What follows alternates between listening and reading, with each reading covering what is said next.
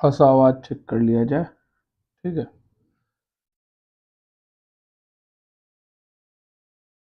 आवाज़ मेरे ख्याल से ठीक है। रन हो गया, एक सेकंड।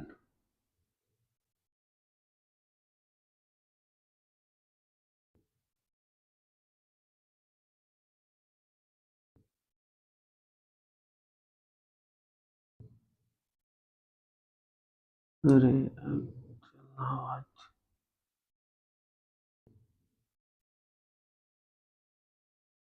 चलिए आवाज़ ठीक है।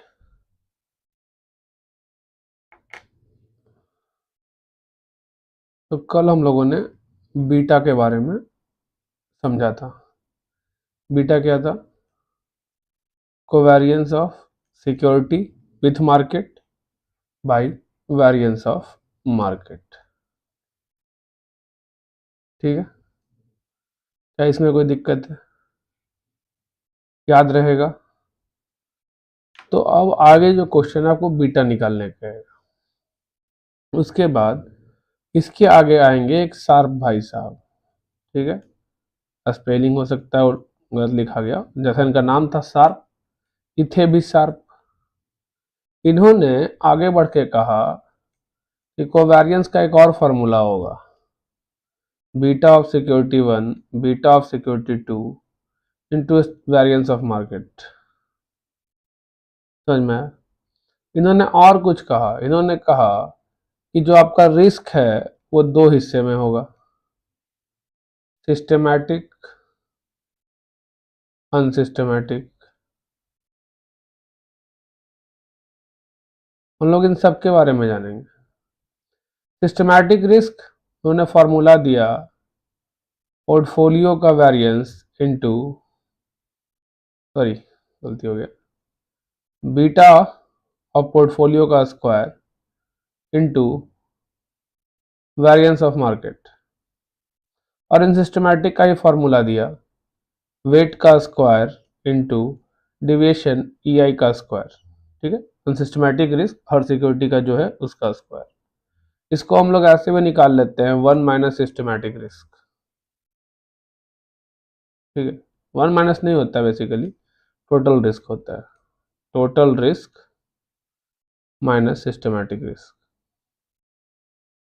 अब इन्होंने ये सब सारी चीज़ें बोली, वो अलग बात है, इसके बारे में हम लोग आगे समझेंगे। ठीक है, तो इन्होंने सब चीज़ किस पे बेस किया, ध्यान दिया होगा आपने। तो इन्होंने हर चीज़ को बीटा के ऊपर बेस किया। किसके ऊपर बेस किया? बीटा के ऊपर जोर डाला इन्होंने। कहाँ जोर डाला? बीटा के ऊपर। अब तक जो हम पढ़ रहे थे वो कौन थे? मार्कोविच भाई साहब। ठीक है, इन दोनों के बीच में ब्रिज कौन आता है? बीटा। बीटा वो ब्रिज है जो आपको मार्कोविच से बाहर निकाल के कहाँ लेके चले जाता है? सार भाई साहब के पास। समझ गए? ये कहानियां याद रखने के लिए होती हैं, कभी भी इनको लॉजिकली मत सोचना कि ये कहानियां क्यों बताते हैं सर। ये कहानियां क्यों होती है? आपको फॉर्मूला याद रखने के लिए, लिंक करने के लिए। ये तो बच्चे कंफ्यूज होते हैं फार्मूला में। ठीक है, तो मैं उन्हें एक कहानी देता हूँ। कहानी क्या था? पहले सिक्योरिटी का रिटर्न आया, उसमें बीच में ब्रिज बना। कौन ब्रिज बना? Covariance, standard deviation. उस ब्रिज को पार करके हम लोग पोर्टफोलियो पे आ गए। ठीक है, उसके बाद फिर हमने एक ब्रिज बनाया बीटा को, बीटा को ब्रिज बनाया और मार्कोविच भाई साहब से निकल के हम लोग शार्प भाई साहब के पास आ गए। क्या समझे? मार्कोविच भाई साहब के पास से निकल के शार्प भाई साहब के पास आ गए। कौन ब्रिज के साथ? बीटा वाले ब्रिज का इस्तेमाल करके, फॉर्मूला को याद रखने के लिए। ठीक है, किसके लिए? फॉर्मूला को याद रखने के लिए। चलिए, तो अब हम लोग शुरू करते हैं अपना क्वेश्चन के साथ। ऑब्वियस सा बात है, उसका हम धीरे धीरे आगे हम देखते रहेंगे। जब सर भाई साहब का क्वेश्चन आएगा तो बस कहानी आपको सुना दी मैंने सर भाई साहब की।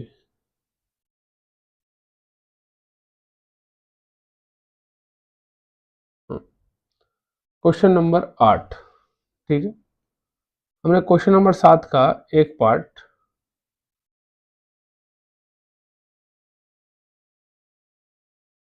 क्या हो रही है भाई, हमने क्वेश्चन नंबर 7 का एक पार्ट छोड़ रखा है। इसको हम लोग इत्मीनान से समझेंगे। अभी उसको होल्ड पे ही रखिए, ठीक है। कहाँ पे रखिए? होल्ड पे रखिए। क्वेश्चन नंबर 8 में आते हैं। 8 में आपको बीटा निकालने कहा कृष्णा लिमिटेड का। तो बीटा निकालने के लिए फॉर्मूला क्या दिया था मैंने आपको? अगर किसी एक सिक्योरिटी का बीटा निकालना हो सर, सिंपल फॉर्मूला है, covariance of security with market, यहाँ पे कृष्णा को हमने के मान लिया, बाई वेरिएंस ऑफ मार्केट। अब कोवेरियंस निकालने के लिए हमें क्या क्या चाहिए आपको पता है सर? कोवेरियंस निकालने के लिए हमको के माइनस के बार और एम, क्या लिख रहा हूँ, के माइनस के बार और एम माइनस एम बार का सम चाहिए होगा, डिवाइड बाई एन। क्यों? क्योंकि ये हिस्टोरिकल डाटा है, क्योंकि ये हिस्टोरिकल डाटा है, दिख रहा है, कहीं भी प्रोबेबिलिटी नहीं दिया गया है, तो क्लियर है हिस्टोरिकल डाटा है, कोई दिक्कत? समझ गए? अब आते हैं हम लोग, थोड़ा सा और चीज समझिएगा। ये रिटर्न ऑन गवर्नमेंट बॉन्ड है, ये क्या होता है? Risk free. ये अपना मार्केट का दिया गया है और हमें यील्ड दिया गया है मार्केट का और प्राइजेस दिया गया है मार्केट का। ये हमें कृष्णा लिमिटेड का दिया गया है, क्या समझे? प्राइजेस दिया गया है और डिविडेंड दिया गया है। अब अगर हमको रिटर्न निकालना हो तो किसी ना किसी को तो फर्स्ट P0 मानना पड़ेगा। अगर हम 2012 को P0 मान लें, ठीक है, इसका मतलब पहला रिटर्न जो निकलेगा वो 13 पे निकलेगा। तो अगर 245 में हमने खरीदा है तो 253 पे बेचेंगे। रिटर्न का फॉर्मूला क्या था? Earn by invest. और डिविडेंड 22 रुपया कमाएंगे। फिर 2014 में 253 पे खरीदे हैं तो 310 का हो गया और उस पर 25 रुपया डिविडेंड कमाएंगे, ठीक है। फिर 2015 में 330 पे खरीदे हैं, सॉरी 310 पे खरीदे हैं तो 330 हो गया, प्लस 30 रुपया डिविडेंड कमाएंगे। क्यों? क्योंकि हमें P0 चाहिए। जो हमारा फर्स्ट ईयर है वो बन जाएगा बेस ईयर, और उसके लिए रिटर्न निकालने के लिए पॉसिबिलिटी नहीं है। क्यों? क्योंकि हमको बेस ईयर के लिए, इसको छोड़ दे तो यहाँ तो दिया हुआ था, क्योंकि बेस ईयर के लिए हमको चाहिए होगा P0। अब P0 है नहीं अपने पास, हमने पहला बार इन्वेस्ट 12 में किया होगा, समझ गए? और ये क्या है? Risk free. कैसे sir? Return on government bond दिया हुआ है, रिटर्न ऑन गवर्नमेंट बॉन्ड। तो ये रिस्क फ्री दिया क्या है आपको? तो देखिएगा, रिस्क फ्री का आपको कोई इस्तेमाल नहीं होगा। रिस्क फ्री का कोई इस्तेमाल आपको पूरे क्वेश्चन में कहीं नहीं होगा, समझ गए? उसका इस्तेमाल कैसे नहीं होगा? होगा कि नहीं होगा आगे देखेंगे। उसका इस्तेमाल वो किया है बस अथी करने के लिए, ये निकालने के लिए, ठीक है। 12-13 में क्या कहते हैं, हम क्या करें, वो आगे का पार्ट है, समझेंगे। रिस्क फ्री का बीटा निकालने के लिए कोई पार्ट है नहीं, बीटा में रिस्क फ्री का कोई काम नहीं, समझ गए? अब बीटा के लिए ये जो फॉर्मूला दिया इसको हम लोग इग्नोर करते हैं। क्यों? कि थोड़ा लेंदी फॉर्मूला होता है, तो हम लोग ये याद रखते हैं, समझ गए? अब चलिए हम लोग सॉल्व करते हैं उस क्वेश्चन को। सबसे पहले हमको रिटर्न निकालना पड़ेगा कृष्णा लिमिटेड का, ठीक है। तो कृष्णा लिमिटेड का एक्सपेक्टेड रिटर्न, और रिटर्न क्या है हर साल वो निकाल लेते हैं। कृष्णा लिमिटेड का 2013 का बात करें तो बेस है क्या? P0 245 और P1 253। तो 253 माइनस 245 प्लस, और क्या कमाया हमने? डिविडेंड कमाया कितना? 22 रुपये। 22 रुपये, ऑब्वियस बात है, 22 रुपये भागे 245। 2014 की बात करें तो वहां पे 310 हो गया। अब प्राइस क्या हो जाएगा? 253। डिविडेंड कितना था? 25 रुपया भागे 253। क्या कोई दिक्कत है इस चीज में? 2015 में क्या हो जाएगा बताइएगा? 330 माइनस 310 प्लस 30/310। अब हमारा रिटर्न निकल जाएगा। देखिए 13 का क्या हुआ, 14 का क्या हुआ और 15 का क्या हुआ, निकालिए कैलकुलेटर पे। Sir 253 minus 245 equals to 8 plus 22 30 भागे 245 गुने 100 12.24%। 310 माइनस 253 प्लस 25 गुने 200 भागे 253 गुना कर दिया मैंने। 310 माइनस 253 प्लस 25 भागे 253 32.41%। 2015 में कितना होगा? 330 माइनस 310 प्लस 30 इंटू 310, फिर भागे 310 है ना, 16.13%। अब हम वो काहे किए को पता है, बीटा के फॉर्मूला के लिए क्या चाहिए हमको, ध्यान रखिएगा, ये ध्यान रखिएगा, कोवेरियंस चाहिए। बीटा के फॉर्मूला के लिए covariance of security with market by variance of market. तो अगर हमें कोवेरियंस चाहिए तो क्या कृष्णा लिमिटेड का स्टैंडर्ड डिविएशन निकालना जरूरी है? नहीं, हमें बस के माइनस के बार चाहिए। लेकिन क्या मार्केट का वेरियंस निकालना जरूरी है? हाँ, मार्केट का आपको वेरियंस निकालना होगा। ठीक है, के माइनस के बार के लिए तो हम लोग के बार निकाल लेते हैं। के बार क्या होगा? कुछ नहीं, इन सबको जोड़ लीजिए। 12.24 प्लस 32.41 प्लस 16.13 भागे 3 20.26%। क्या कोई दिक्कत? अब आते हैं हम लोग क्या किया जा रहा है मार्केट में। ठीक है सर, उसका कुछ नहीं करेंगे ना, हमको चाहिए नहीं उससे ज़्यादा उसका आगे, उसके आगे में कुछ नहीं चाहिए, के माइनस के बार चाहिए। जब निकालना होगा कोवेरियंस सीधा पुट करेंगे के माइनस के बार। ठीक है, लेकिन हमको एम माइनस एम बार का स्क्वायर बाई एन अभी चाहिए होगा। तो मार्केट में निकालते हैं रिटर्न ऑन मार्केट। रिटर्न क्या क्या होगा? 2013, 14 और 15। अब जब मार्केट में देखिएगा तो प्राइस चेंज है, प्राइस चेंज, प्राइस चेंज, और यहाँ डिविडेंड यील्ड दिया हुआ है, तो जोड़ेंगे नहीं तो क्या करेंगे हम लोग? 2013 का बात करें तो 2130 2130 माइनस 2013 भागे 2013 प्लस 4%। आया समझ में? इसका बात करें तो इसका होगा 2350 माइनस 2130 भागे 2130, सॉरी 4 लिखते हैं हमने, 5% होगा ना, 4 नहीं होगा, ये वाला आएगा 5%, 6%। 15 में क्या होगा? 2580 माइनस 2350 भागे 2350 प्लस 7%। कोई दिक्कत? निकाल लीजिए कितना रिटर्न हुआ। डिविडेंड यील्ड का मतलब क्या होता है? सिंपली सर वो दिया और जो भी यील्ड होगा वो क्या होगा?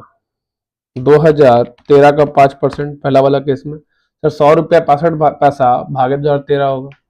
ठीक है, तो ये पहले से P0 किया हुआ है इसके साथ, तो सीधा सीधा जुड़ जाएगा आकर के। ठीक है, कोई दिक्कत नहीं। निकालिए एक बार। 2130 माइनस 2013 भागे 2013 गुने 100 प्लस 5। ठीक है, इसको निकालिए। 2350 माइनस 2130 भागे 2130 गुने 100 प्लस 6, 16.33%। इसको निकालिए 2580 माइनस 2350 भागे 2350 गुने 100 प्लस 7 16.79%। तो एक्सपेक्टेड रिटर्न मार्केट का क्या होगा, एम बार क्या होगा, 10.81 प्लस 16.33 प्लस 16.69 भागे 3, तो 14.64%। आइए मैच कर लेते हैं, क्या हमारा एक्सपेक्टेड रिटर्न जो है वो सही आया कि नहीं। तो 12.24 ठीक है, ऊपर वाले में देख लीजिए 12.24, 32.41 और 16.13, समझ गए। इसका जहां तक बात है तो 10.81, 16.33 और 16.69, तो उसमें कोई दिक्कत नहीं है, मैच कर रहा है, अपना एक्सपेक्टेड रिटर्न आ गया। अब हमें क्योंकि m माइनस एम बार का स्क्वायर बाई n तो चाहिए, वेरिएंस ऑफ मार्केट तो चाहिए ना, वेरिएंस ऑफ मार्केट तो चाहिए, तो वेरिएंस ऑफ मार्केट निकाल लेते हैं।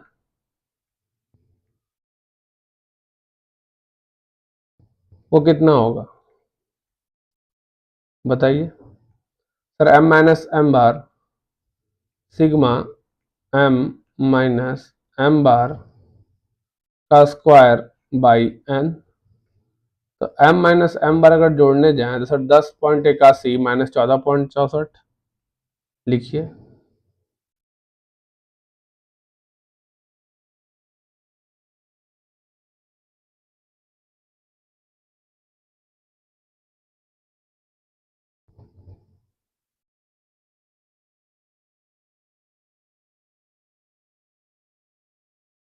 ठीक है, प्लस 16.35 माइनस 14.64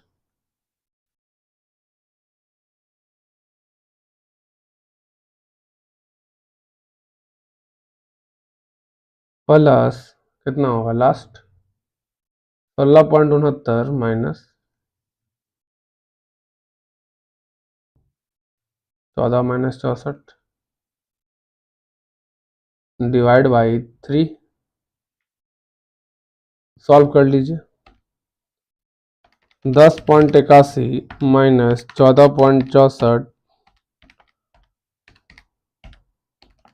हाँ 10.81 माइनस 14.64। अब हमें पता है क्योंकि हमको कोवेरियंस भी निकालना ही है तो वो भी लिख लेते हैं, covariance k by M equals to, obvious सा बात है 3 ठो चाहिए होगा,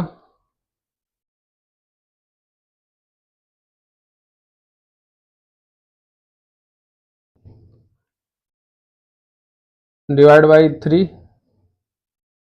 कोई दिक्कत। तो 14.64, 10.81 माइनस 14.64 कितना आया था 3.83, माइनस 3.83, तो यहाँ माइनस 3.83 लिख लेते हैं, ठीक है।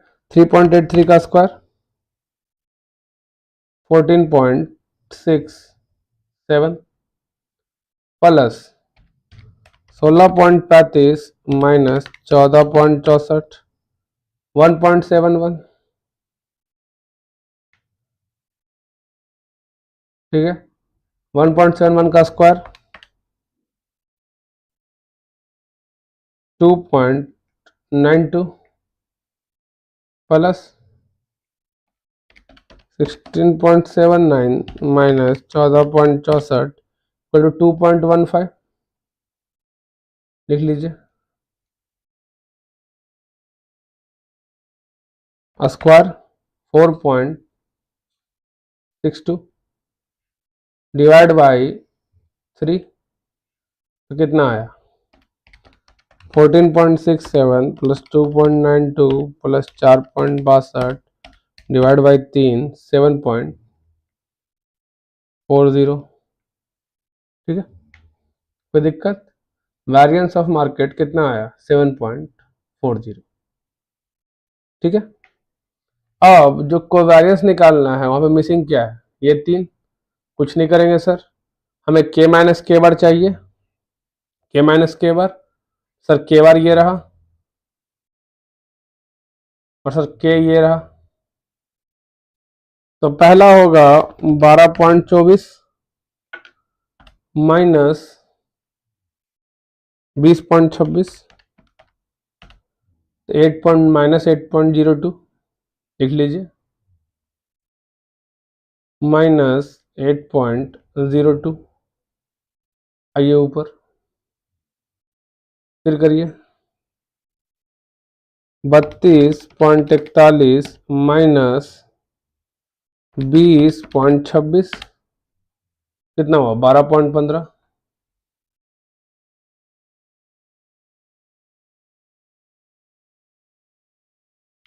उसके बाद लास्ट एक निकाल लीजिए, 16.13 माइनस 20.26 माइनस 4.13। अब निकालिए कोवेरियंस कैसे होगा। सर ऊपर दोनों नेगेटिव है तो पॉजिटिव हो जाएगा, ऑब्वियस सा बात है। तो 8.02 इंटू 3.83 सर प्लस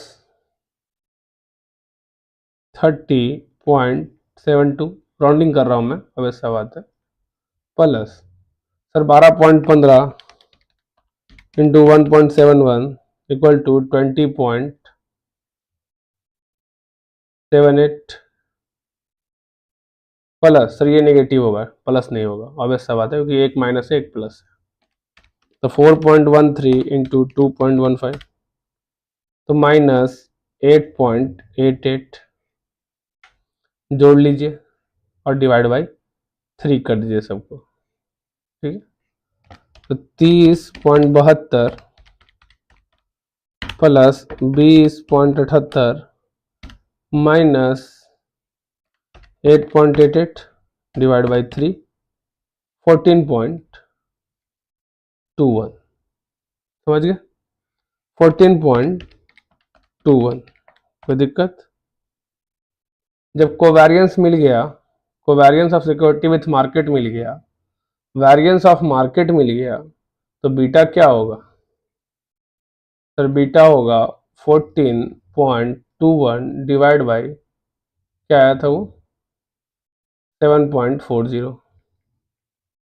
निकालिए कितना आता है,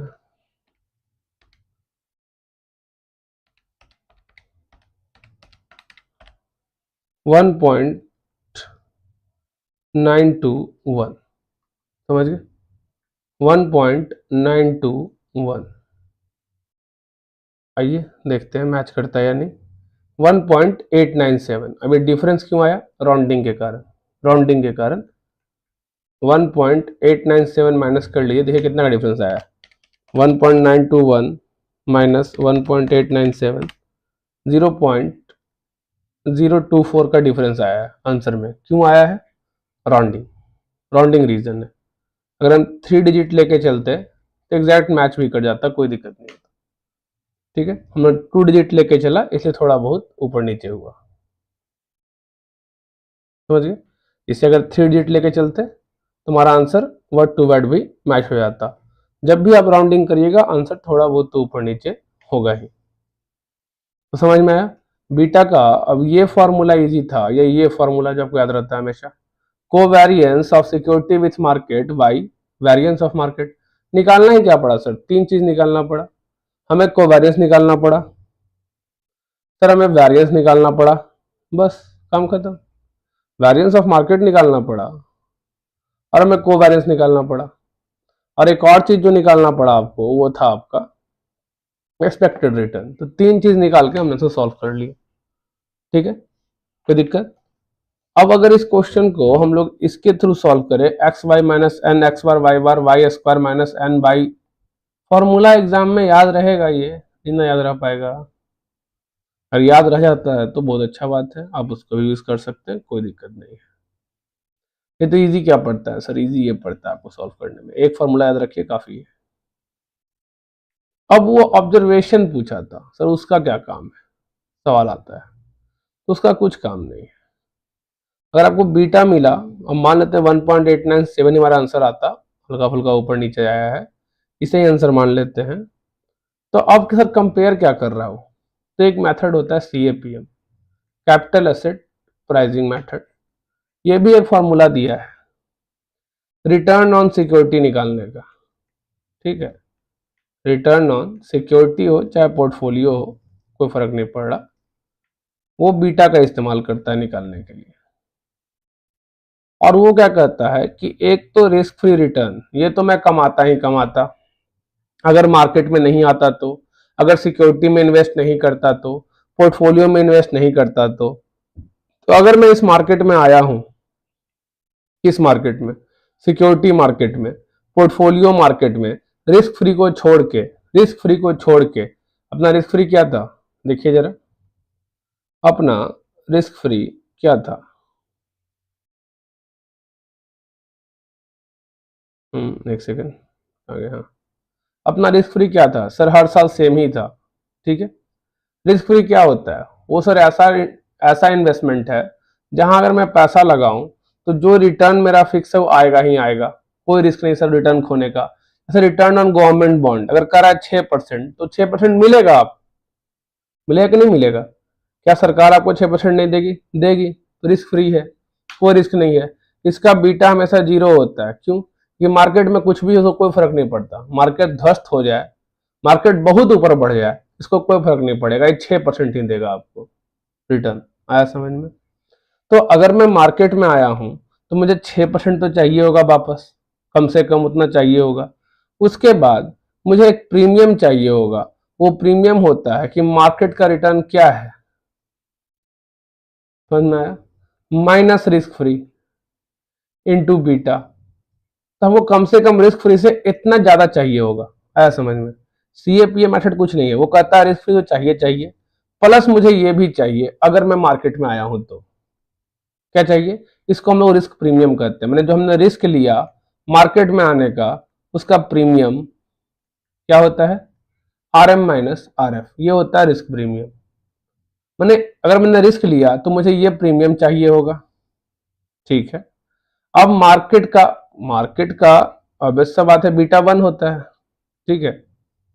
अगर मार्केट है तो मार्केट का बीटा 1 ही रहता है हमेशा, कोई दिक्कत नहीं है। लेकिन सिक्योरिटी का बीटा कुछ और है, तो ये रिस्क जो लिया हमने, तो रिस्क प्रीमियम ठीक है, ये ठीक है, रिस्क प्रीमियम मार्केट के साथ आया, लेकिन इस सिक्योरिटी के साथ मुझे रिस्क प्रीमियम क्या होगा, मेरा बढ़ेगा और घटेगा, वो बीटा से मल्टीप्लाई होकर, कि मैंने जो रिस्क लिया उसके मुझे ये प्रीमियम चाहिए, और ये प्रीमियम डिपेंड करता है कि मेरा सिक्योरिटी का बीटा क्या है, मेरे पोर्टफोलियो का बीटा क्या है उस पर। तो मुझे अगर मैं मार्केट में आया तो ये तो चाहिए होगा, साथ ही साथ ये भी चाहिए होगा, समझ में आया।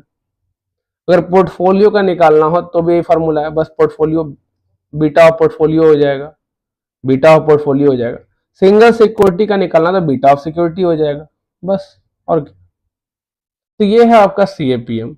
अब जब आपको क्वेश्चन का सेकंड पार्ट क्या कहता है, बोलता है कंप्यूट करने बीटा और अपना ऑब्जर्वेशन बताने के लिए, ठीक है। तो चलिए हम अपना ऑब्जर्वेशन बताते हैं, ठीक है। तो सीएपीएम के हिसाब से 2013 में क्या रिटर्न होना चाहिए था कृष्णा लिमिटेड का, यही चीज है, कृष्णा लिमिटेड का क्या रिटर्न होना चाहिए था सीएपीएम के हिसाब से। तो सर रिस्क फ्री 6% है, हर साल 6% हो, क्या करें सेम है, अगर अलग अलग होता तो अलग अलग रिस्क फ्री लेते। सर आरएम जो है 2013 में कितना आया था, 10.81 आया था ना, 10.81,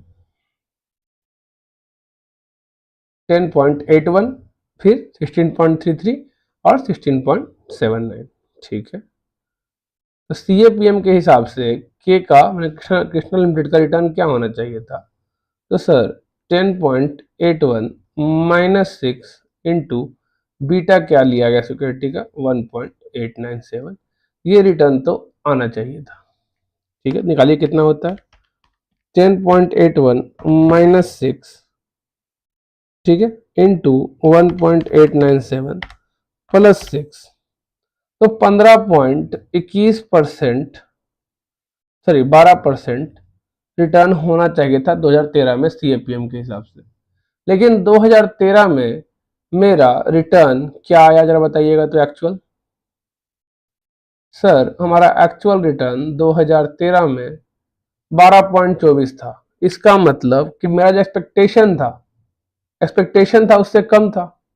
तो 13 में तो नुकसानदेह है कि नहीं है ना। तो हम क्या करेंगे बताइए, देखिए कंपेयर करिए, अब परसेंटेज का बात है, आइए कंपेयर करते हैं।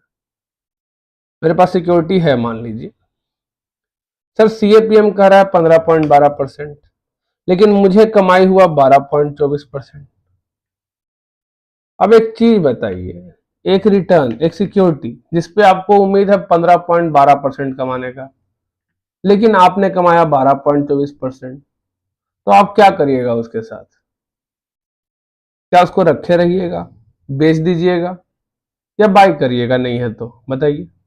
अगर आपको उम्मीद है 15.12% कमाने का और वो सिक्योरिटी आपको 12.24% का रिटर्न दे रहा है, तो क्या आप कभी उसको बाय करिएगा? कभी उसको बाय करिएगा? नहीं बाय करिएगा ना। तो क्या करिएगा? तो वही चीज आपको ये ऑब्जर्वेशन में बता रहा है, सेल करेंगे। क्यों सेल करेंगे? क्योंकि सर ये जो था ये आपका अंडर वैल्यूड है।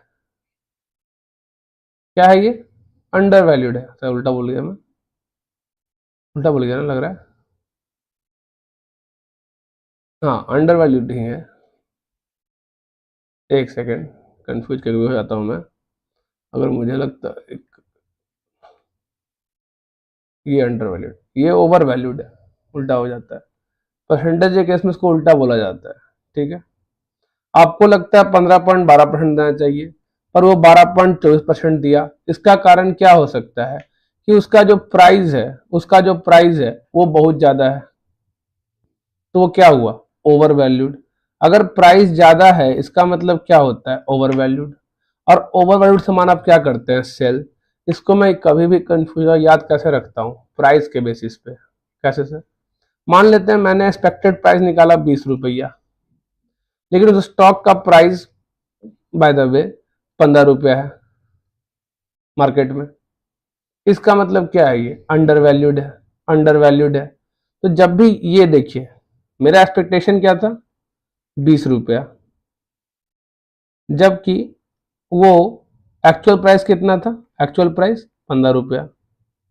ये जब भी एक्सपेक्टेशन से कम होता है तो इसको अंडर वैल्यूड कहा जाता है। ठीक है, क्यों? और इस केस में हम लोग बाई करते हैं, प्राइस के वाले केस में कह रहा हूं। अब वही चीज परसेंटेज का जब बात आता है तो उल्टा सोचना पड़ता है। क्यों? क्योंकि अगर ये अंडर वैल्यूड था सर, तो उस टाइम प्राइस ज्यादा था अपने एक्सपेक्टेशन का। क्या समझे? ठीक है, अगर परसेंटेज की बात करें सर, ध्यान से देखें तो अगर मुझे 15.12% का रिटर्न चाहिए था, लेकिन सिक्योरिटी 12.24% रिटर्न दे रहा है, इसका मतलब प्राइस ओवर वैल्यूड होगा, तभी ऐसा हो सकता है। प्राइस कौन सा प्राइस? ये एक्चुअल प्राइस ओवर वैल्यूड हो तभी ऐसा हो सकता है। सर अगर ये 25 रुपया होता एक्चुअल प्राइस, तो हम क्या कहते हैं इसको? Overvalued. Overvalued return कम कब होता? अगर मेरा एक्सपेक्टेशन से ज्यादा प्राइस है शेयर का, अगर मेरे एक्सपेक्टेशन से ज्यादा प्राइस है, तब तो उसको ओवर वैल्यू कहते हैं कि भैया हमको लगता है कि सेब का कीमत 20 रुपया होना चाहिए, पर आप कह रहे हैं 25 रुपया, तो हम नहीं खरीदेंगे। क्यों नहीं खरीदेंगे? क्योंकि यार 20 रुपया का सामान 25 में क्यों खरीदेंगे? समझ में आया? तो वही चीज परसेंटेज में उल्टा चलता है। अगर 15% आया आपका सीएपीएम और एक्चुअल रिटर्न अगर 12.24% आया, इसका मतलब शेयर क्या है? Over valued. Over valued. ठीक है, कैसे याद रखता हूं मैं? प्राइस के बेसिस पे। पर वैसे आपको दिक्कत नहीं होगा, बस उल्टा सोचना है। अगर प्राइस का बात हो तो कोई भी सामान, सेब का कीमत क्या होता है? सेब मुझे लगता है 20 रुपया का है, लेकिन मार्केट में 25 रुपये में बिक रहा है, नहीं खरीदूंगा। मुझे लगता है सेब का कीमत 20 रुपया है, मार्केट में 10 रुपया बिक रहा है, खरीद लूंगा। लेकिन अगर परसेंटेज की बात करें तो मुझे लगता है 15.12% कमाना चाहिए। ठीक है, लेकिन एक्चुअल में 12.24% दे रहा है, तो क्यों खरीदूंगा मैं? क्यों खरीदूंगा? नहीं खरीदूंगा ना। अगर है तो मैं क्या करूंगा? सेल कर दूंगा। नॉट बाई या सेल। क्यों सेल कर दूंगा? क्योंकि मुझे उम्मीद, अगर मेरे पास है तो, नहीं है तो मैं सेल कहां से करूंगा? है मेरे पास पैसे तब का बात कर रहा हूँ। तो 15.12% कमाने का उम्मीद है, अब 12.24% कमाएगा तो सेल करने में फायदा है। इसको क्या, जब भी हम लोग सेल करते हैं, क्यों करते हैं? जब वो सामान ओवर वैल्यूड हो तभी तो सेल करेंगे। और कोई सामान की कीमत कम है मेरे एक्सपेक्टेशन, तो क्या होता है? अंडर वैल्यूड, बाई करते हैं। समझ गए? वही नेक्स्ट केस में निकालोगे 6%, आरएम क्या था? 16.33% उस केस में। तो आपका जो परसेंटेज आएगा 25.60 और आपका एक्चुअल 32.41। अब आपको उम्मीद था 25.60% कमाने का, अब मार्केट आपको 32.41% दे रहा है सिक्योरिटी, तब क्या करिएगा? तुरंत बाई कर लीजिएगा, तुरंत बाई कर लीजिएगा। करिएगा नहीं बाई करिएगा? ऑब्वियस सा बात है बाई करेंगे सर। पर ये प्राइस के केस में उल्टा चलता है। मान लीजिए एक शेयर है, उसका प्राइस 25 रुपये आता है, आपका एक्सपेक्टेशन, अब वो शेयर 32 रुपये में बिक रहा होता, तब क्या उसको बाई करते? नहीं ना, सेल करते हैं। क्यों? क्योंकि सर मुझे लगता है कि उस सेब का कीमत 25 रुपया होना चाहिए और उस सेब का कीमत 32 रुपया है, तो बाई काहे करेंगे? ठीक है।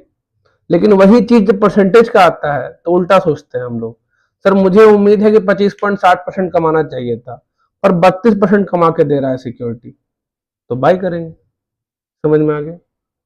वही आप थर्ड ईयर का निकालिएगा सेम तरीके से, बस ये RM चेंज होगा 26.47%, और उस केस में भी हमें हमारे उम्मीद से कम मिल रहा है, तो हम क्या करेंगे? अगर हम शेयर होल्ड किए हुए हैं तो सेल कर देंगे, और अगर नहीं है मेरे पास तो नहीं खरीदेंगे। ठीक है, तो हमेशा सेल में सेल और नॉट बाय। ठीक है, समझ गए? अगर ये बराबर आ जाए तो हम उसको होल्ड करने कहते हैं, मतलब रखे रहो यार, जो तुमको उम्मीद था वही मिल रहा है, तो ना बेचो ना खरीदो। समझ गए? तो ये था आपका ऑब्जर्वेशन में।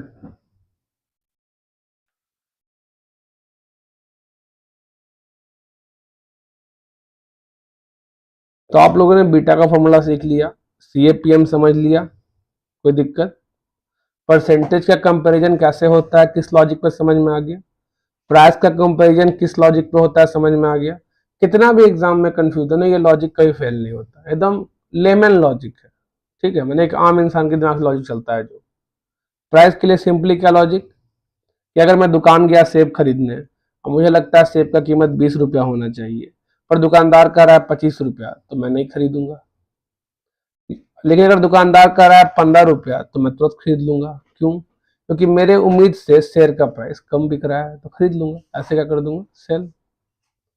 वही अगर परसेंटेज की बात करें तो हम देते हैं, मुझे कमाने का उम्मीद है 20% और सिक्योरिटी मुझे कमा के दे रहा है 25%, तो मैं क्या कर लूंगा? बाई। ऑब्वियस सा बात है। देख रहे हो, उल्टा हो जाता है, यही चीज है। अगर बोल रहा है नहीं 15% ही कमा के देगा सिक्योरिटी, तो मैं बाई क्यों करूंगा? बाई क्यों करूंगा? अगर है मेरे पास तो सेल कर दूंगा, नहीं है तो नॉट बाई। ठीक है, और यहाँ क्या होगा? बाई। ऑब्वियस सा बात है।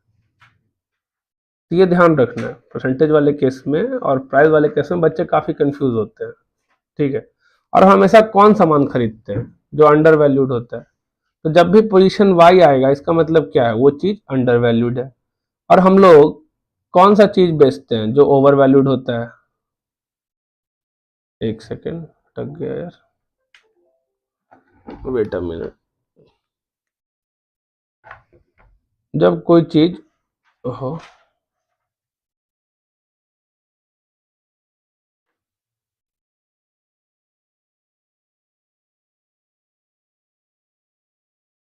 जब कोई चीज ओवर वैल्यूड होता है तो मैं क्या करता हूं? उसको सेल करता हूं। याद रखना, जब कोई अंडर वैल्यूड होता है तो हम उसे क्या करते हैं? बाई करते हैं। ये तो नॉर्मल कॉन्सेप्ट है, एकदम लेमन लैंग्वेज समझना, लेमन में समझना, लेमन में। ठीक है, गए सेब खरीदने, गए थी कर गए हम लोग सेब बेचने, इस तरह से। तो आपको याद रहेगा ये चीज हमेशा, ये तो फिर आप कंफ्यूज होते हैं एग्जाम के टाइम। अब आते हैं क्वेश्चन नंबर 9 पे। अब क्वेश्चन नंबर 9 कुछ नहीं है, पी को बस मार्केट मान लिया गया है। पी क्या है? अपना मार्केट। ये क्या है? अपना सिक्योरिटी। और ये क्या है? प्रोबेबिलिटी। मतलब हमको दिया गया है फ्यूचरिस्टिक डाटा। फ्यूचरिस्टिक डाटा कहा एक्सपेक्टेड रिटर्न निकालो सिक्योरिटी एफ का, मार्केट का। कोवेरियंस निकालो मार्केट पोर्टफोलियो का, मार्केट में सिक्योरिटी और मार्केट के बीच, और फिर बीटा निकालो। यही 3 काम हमने अभी किया था, बस फर्क क्या था कि हमने एन वाले फॉर्मूला का यूज किया था, कि हिस्टोरिकल डाटा था। अब बस फ्यूचरिस्टिक डाटा है। अब क्या है? फ्यूचरिस्टिक डाटा है। तो हम लोग कैसे निकालेंगे सर? काफी इजी है, वही प्रोसीजर है, बस सब जगह पी आ जाएगा सर। एन की जगह, डिवाइड बाय एन की जगह पी आ जाएगा। चलिए सॉल्व कर लेते हैं। अगर एफ के एक्सपेक्टेड रिटर्न की बात करूं, मैंने एफ बार की बात करूं, तो वो कितना होगा? तो sir 30 into 0.30 multiply probability, sir 20 into 0.40, और सर जीरो ही हो जाएगा, कोई दिक्कत करने की जरूरत नहीं है सर। 17%, तो एफ बार होगा 17%। अगर पी बार की बात करूं तो वो कितना होगा? तो -10 है सबसे पहले, तो -10 इंटू 0.30, तो -3%। 20 गुने 0.40 तो 8, और 30 गुने 0.30 तो 9। जीटी करेंगे तो 14%, तो पी बार कितना है? 14%। अब क्योंकि हमें कोवेरियंस निकालना है, तो हमें वेरिएंस ऑफ मार्केट तो चाहिए होगा। यहाँ पे मार्केट को डोनेट किया गया है पी से, ठीक है, इसलिए पी माने हैं हम लोग, तो हमको वेरिएंस ऑफ मार्केट तो चाहिए। तो वेरिएंस ऑफ मार्केट क्या होगा सर? तो काफी इजी है सर, हम लोग करेंगे सबसे पहले -10 -14 क्या होगा? स्क्वायर इनटू क्या होगा सर? प्रोबेबिलिटी यहाँ पे हो जाएगा। समझ में आया? फॉर्मूला याद है ना? क्या होगा? Sigma P minus P bar into probability. उसके बाद रिटर्न क्या है? 20, तो 20 माइनस 14 का स्क्वायर, प्रोबेबिलिटी क्या है उसका? 0.40। उसके बाद प्लस 30 माइनस 14 का स्क्वायर इंटू 0.30, तो हमारा निकल जाएगा वेरिएंस। सर वेरिएंस निकाल ही रहे हैं सर, तो हमें कोवेरियंस भी निकालना है कि नहीं? तो कोवेरियंस एफ बाई पी कैसे निकलेगा? कुछ नहीं सर, हमें पता वहां पे सर हमें एक चाहिए होगा एफ माइनस एफ बार, एक चाहिए होगा पी माइनस पी बार। तो सर एक तो ये होगा अब प्रोबेबिलिटी, डिवाइड बाय एन तो है नहीं। दूसरा सर यहाँ भी 3 होगा, और एक तीसरा, बस तीन ही चीजें अपने पास, 3 ही बार है, हो गए, तो बैलेंस निकल जाएगा। अब -10 -14 कितना होगा? ऑब्वियस बात है -24, -24 का स्क्वायर, तो 24 का स्क्वायर कितना होगा? 576 गुने 0.30, तो 172.80 प्लस सर 20 -14 6 होगा, और 30 -14 16 होगा, ठीक है, लिख लिया हमने, कोई दिक्कत नहीं है। तो सर 20 -14 6 का स्क्वायर 36 गुने 0.40, तो 14.40। 30 -14 इक्वल टू 16 का स्क्वायर गुने 0.30, तो वेरिएंस ऑफ मार्केट कितना हो गया सर? 172.80 plus 14.40 plus 76.80, 264। अब यहाँ पे सर हमें एफ माइनस एफ बार चाहिए होगा, प्रोबेबिलिटी तो पता है सर 0.30 है, 0.40 है, और ये 0.30 है। तो एफ माइनस एफ बार क्या होगा सर? एफ बार हमने निकाल लिया 17%। तो अगर हम बात करें सर 30 -17 और 20 -17 और 0 -17, तो 30 -17 कितना होगा? 13। उसके बाद 20 -17 3, और ये कितना हो जाएगा? -17, 0 -17 -17। अब निकालेंगे सर 13 -24, और नेगेटिव आएगा, तो 13 गुने 24 312 गुने 0.30 93.60 नेगेटिव में आ गया। यहाँ पॉजिटिव आएगा 3 गुने 6 गुने 0.40 सर 7.20, और ये भी नेगेटिव में आएगा, पहले से पता है। 17 गुने 16 गुने 0.30 81.60, तो हमारा कोवेरियंस कितना हो गया सर? 93.60 प्लस 81.60 माइनस 7.20 तो माइनस 168। अगर बीटा की बात करें तो बीटा क्या होगा sir, covariance bye variance of market. Covariance कितना निकाला हमने, माइनस 168, और हमारा वेरियंस ऑफ मार्केट कितना है 264। तो अपना बीटा कितना होगा, तो 168 बाई 264 माइनस 0.636। देख लीजिए,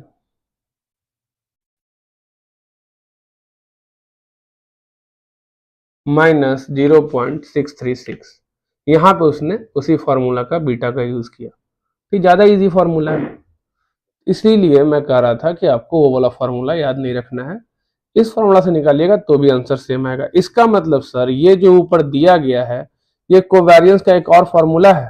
हाँ, ये कोवेरियंस निकालने का एक और फॉर्मूला है सर। ये वेरियंस ऑफ एनी सिक्योरिटी, कि वेरियंस ऑफ मार्केट भी तो एम माइनस एम बार ही है ना, का square by N into P जो भी है। तो ये सर वेरियंस ऑफ सिक्योरिटी निकालने का फॉर्मूला है। हाँ, ये है वेरियंस ऑफ सिक्योरिटी निकालने का फॉर्मूला, और यह है कोवेरियंस बिटवीन सिक्योरिटी निकालने का फॉर्मूला, चाहे वो मार्केट के साथ हो चाहे वो दो सिक्योरिटी के बीच में हो। समझ गए? तो ये भी एक फॉर्मूला है कोवेरियंस निकालने का, वेरियंस निकालने का, पर ये फॉर्मूला याद रखना थोड़ा मुश्किल होता है, लेंदी होता है, इसलिए हम लोग इस फॉर्मूला पे चलते हैं। ठीक है, अब हम लोग का है क्वेश्चन नंबर 10। अब यहां भी बीटा निकालने का, तो अब यहां पे बीटा आप लोग निकालिएगा। दो कंपनी का है, कंपनी ए और कंपनी बी, और ये रहा मार्केट। तो आपको यहाँ क्या क्या निकालना होगा, सबसे पहले तो हमें निकालना पड़ेगा एक्सपेक्टेड रिटर्न। तो मार्केट का एक्सपेक्टेड रिटर्न क्या होगा, ये। कंपनी ए का एक्सपेक्टेड रिटर्न क्या होगा, ये। और कंपनी बी का एक्सपेक्टेड रिटर्न क्या होगा, ये। सर उसके बाद हमें निकालना पड़ेगा कोवेरियंस, नहीं उससे पहले क्वेश्चन बन जाएगा वेरियंस ऑफ मार्केट, तो पहले वो निकाल लेंगे। फिर sir covariance of A with M, मैंने सिक्योरिटी ए विथ मार्केट, और covariance of security B with market. और फिर बीटा निकालने के लिए सर बीटा ए जो होगा वो covariance of security with market, जो ए विथ मार्केट जो निकाले हैं, divide by variance of market. अब बीटा बी क्या होगा, beta of company B, sir covariance of B with market divide by variance of market. तो निकाल लीजिएगा, कोई दिक्कत इसमें, खुद से कर लीजिएगा। अच्छा क्वेश्चन है, प्रैक्टिस करिएगा। अब जो क्वेश्चन नंबर 11 है, यहां से आपका सिस्टमैटिक और अनसिस्टमैटिक रिस्क है। ठीक है, तो ये हम लोग करेंगे कल। कल हम लोग ये क्वेश्चन से स्टार्ट करेंगे, क्वेश्चन नंबर 11 से। आपका 40-41 क्वेश्चन मेरे कल से है, हो ही जाएगा, टेंशन मत लीजिए। रेगुलर चलेगा तो आपका पोर्टफोलियो खत्म हो ही जाएगा। किस दिन एग्जाम है, 4 को है ना एग्जाम, शायद 4 तक खत्म हो जाएगा पोर्टफोलियो आपका। कोई सवाल हो तो पूछ लीजिए, खैर कोई है नहीं, सवाल कहाँ से होगा, फिर भी रुक जाते हैं कुछ देर के लिए।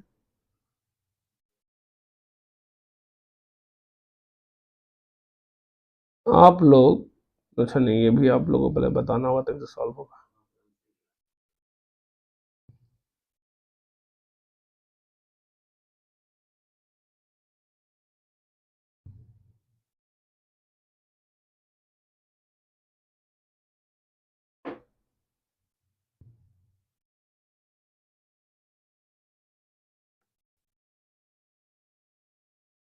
पोर्टफोलियो का बस ब्रिज याद रखना है। फिर से मैं आपको ब्रिज याद करवा देता हूँ। ब्रिज कैसे था, सबसे पहले एक्सपेक्टेड रिटर्न किसका, सिंगल सिक्योरिटी का। ठीक है, उसके बाद क्या था एक्सपेक्टेड रिटर्न के बाद, सर वेरिएंस किसका, सिंगल सिक्योरिटी का।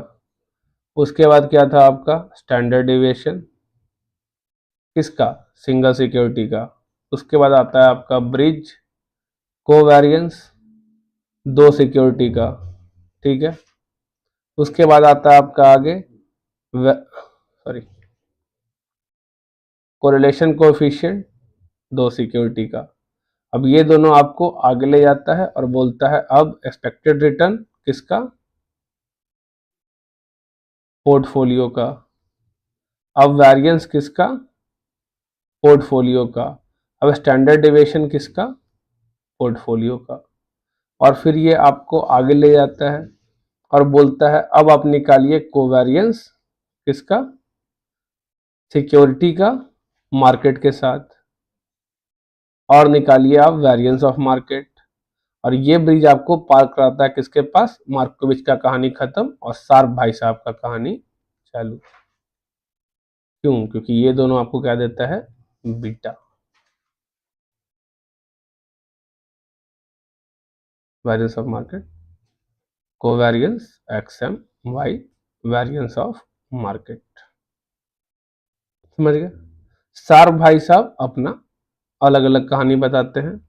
वो बोलते हैं कोवेरियंस का एक और फॉर्मूला है, ठीक है, ए और बी के बीच अगर कोवेरियंस निकालना हो या एक्स वाई के बीच कोवेरियंस निकालना हो तो उसका फॉर्मूला है beta of X beta of Y into variance of market. Sharpe भाई साहब कहते हैं रिस्क दो होता है, एक सिस्टमैटिक जो कि डिपेंड करता है मार्केट के ऊपर, और एक अनसिस्टमैटिक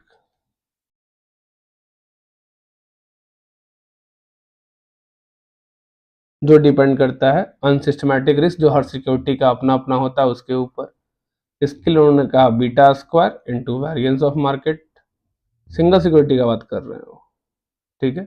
और इसके बारे में उन्होंने कहा वेट ऑफ सिक्योरिटी का square into unsystematic risk of separate security जो है उसका स्क्वायर, ठीक है। तो आप कह सकते हैं कि सर वेट इंटू डिविएशन ई आई का स्क्वायर कर दे तो भी काम चल जाएगा, हाँ चल जाएगा। Sir beta into deviation M का होल स्क्वायर कर दे तो भी काम हो जाएगा, हो जाएगा। क्योंकि ये फॉर्मूला आपको मैंने क्या बताया था ना, ए पे पावर एन इंटू बी पे पावर एन, तो ए बी पे पावर एन हम लोग उसको कह सकते हैं, ठीक है। तो वो फॉर्मूला रट लो, बहुत अच्छी बात है, या ये चीज याद रखो तो फॉर्मूला रटना और इजी होता है, ठीक है। एक सेकंड के लिए आप लोग सिस्टमैटिक रिस्क और अनसिस्टमैटिक रिस्क का देख ही लीजिए।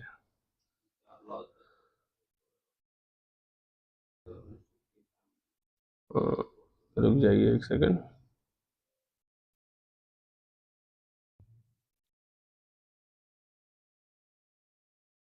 Systematic risk total risk minus systematic risk कर देता है, कोई दिक्कत नहीं, ठीक है। ये स्क्वायर होगा, रुकिए कुछ गलती किया लग रहा है, 14.14।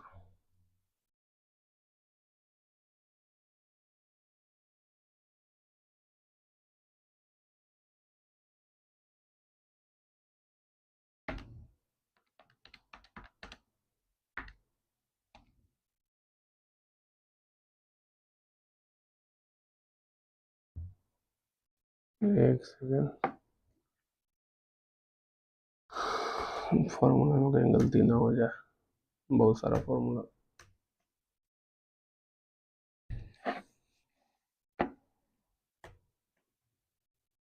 नीचे नहीं ऊपर चलो।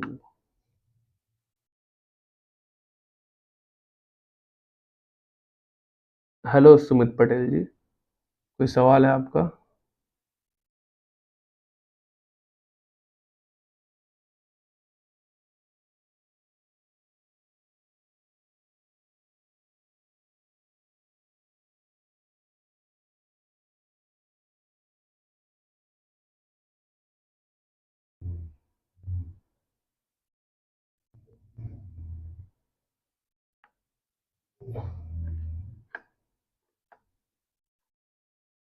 ये देखिए यही है शार्प भाई साहब।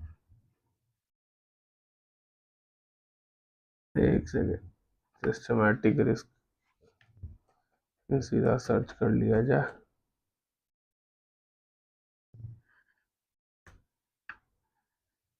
हम्म,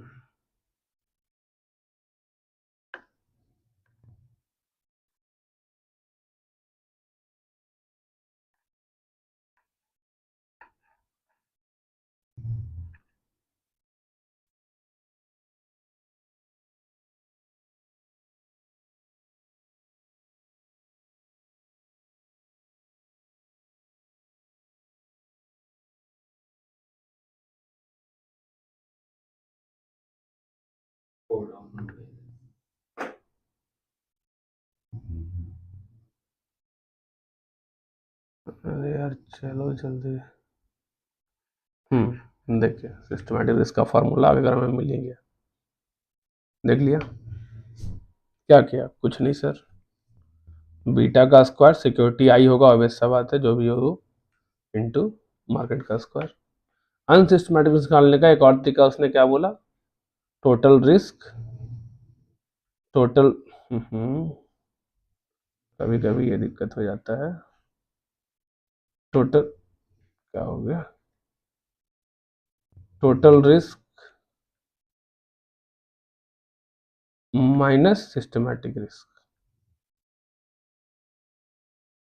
या फिर अगर पोर्टफोलियो का निकाल रहे हैं तो पोर्टफोलियो का वेरिएंस माइनस सिस्टमैटिक रिस्क कर सकते हैं। पोर्टफोलियो का वेरिएंस माइनस सिस्टमैटिक रिस्क, ये तरीका है सिस्टमैटिक रिस्क निकालने का, एक तरीका है। ठीक है, लेकिन ये इसका तो फॉर्मूला है, इसके लिए भी फॉर्मूला है। अगर पोर्टफोलियो दिया हुआ है तो वेट का स्क्वायर इनटू डिविएशन ई आई का square minus systematic risk of each security into weight of each security का होल स्क्वायर कर सकते हैं आप। मतलब वेट इनटू सिस्टमैटिक रिस्क का होल स्क्वायर। क्यों सर? ये सब आपको वैरियंस देगा निकल के, ये सब आपको वैरियंस निकल के दे रहा है। Systematic plus unsystematical to what? Total risk. Total risk क्या है? Variance, variance. ठीक है, तो ये थे सार भाई साहब का अपना आय का कहानी था। ठीक है,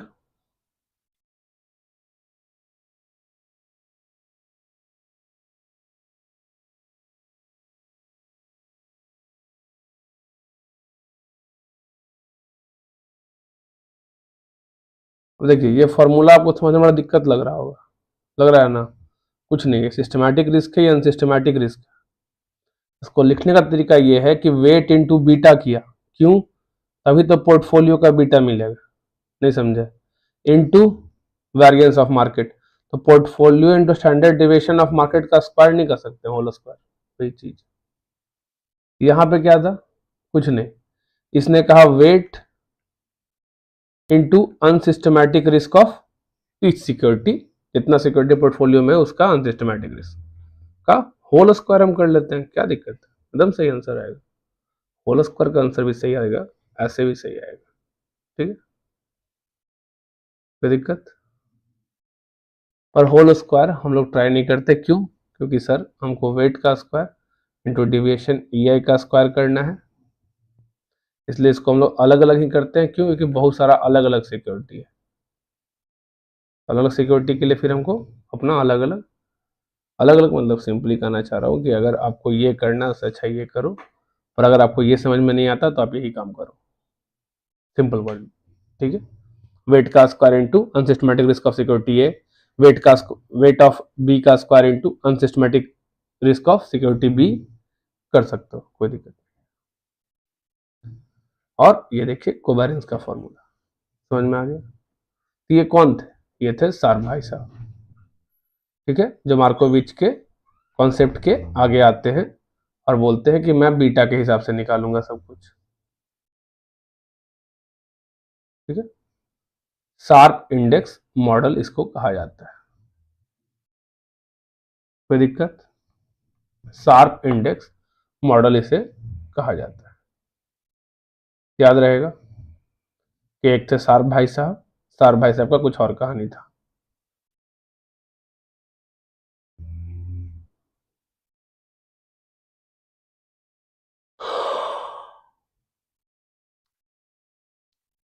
कोई सवाल हो तो पूछ लीजिए, कुछ दूर रुका जाएगा। सुमित पटेल, मैंने सुनील पटेल पढ़ लिया था।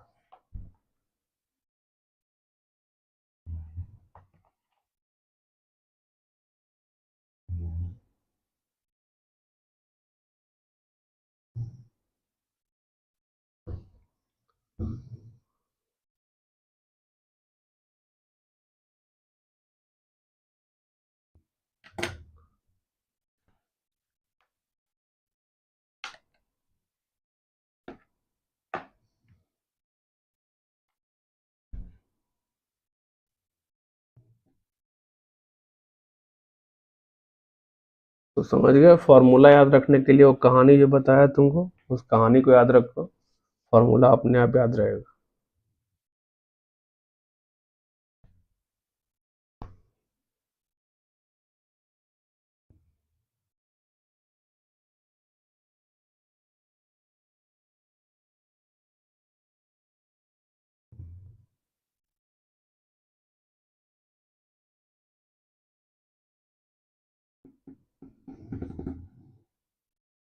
चलिए तो रखा जाए, कोई सवाल नहीं है तो।